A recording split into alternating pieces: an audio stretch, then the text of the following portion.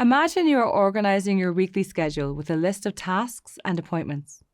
Some tasks might be added last minute, others might get cancelled, and you often need to check what's next on your list. Managing all these changes efficiently is precisely what an array list can help you with in programming. In this video, you will learn how to perform common operations on array lists in Java. You will understand how to add new elements, remove unnecessary ones, access specific entries, as well as how to utilize resizing methods. Let's say you're developing a calendar app where users frequently update their schedules. Fixed size arrays create bottlenecks in dynamic environments like this. Array lists, however, are dynamic arrays. They can expand or contract as needed, which makes them ideal for applications where changes are unpredictable. Imagine you need to update your daily appointments, maybe because you just realized you have an appointment that afternoon. How could you accomplish this using an array list? At its simplest, the add method can be used to add elements to the end of an array list, like a list of appointments in a calendar app.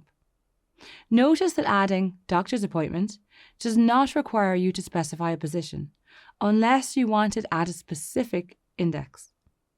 It simply adds to the end of the list by default or anywhere you select. The add method is also overloaded to accept an index and an element.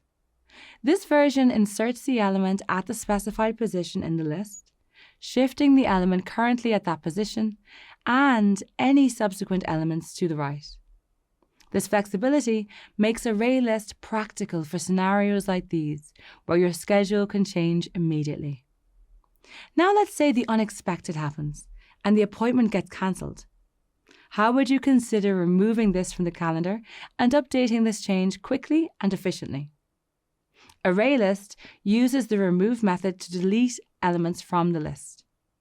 You just need to specify the element directly or its index. If you want to remove the evening jog from the list, for example, just pass the object. If the element is found and removed, the method returns true. If the element is not found, it returns false. Additionally, the remove index method takes an integer index and removes the element at that index. This returns the element that was removed from the list. If you want to remove the fourth element from the list, pass index 3 and that's it. Done. When managing a list of appointments, it's often necessary to check what's next quickly. This is where the get method of ArrayList becomes extremely useful. Let's explore how you can use this method to access the day's first event. In this example, morning meeting is the first event of the day.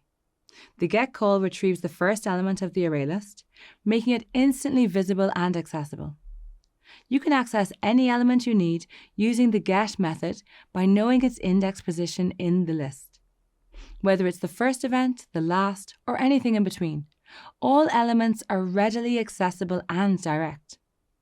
Knowing how many items are in your array list can also be crucial, especially when managing a busy list of tasks or appointments.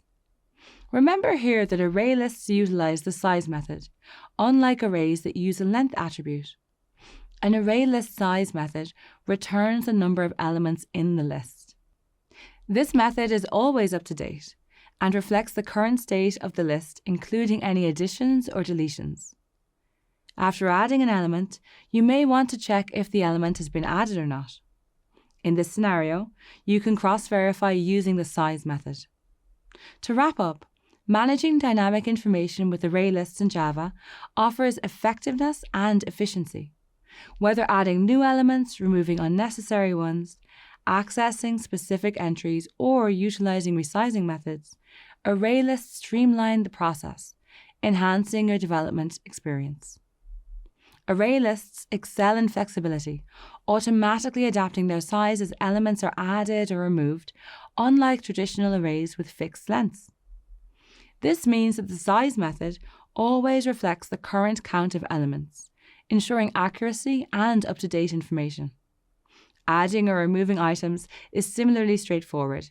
Elements are seamlessly inserted or deleted with just a few lines of code.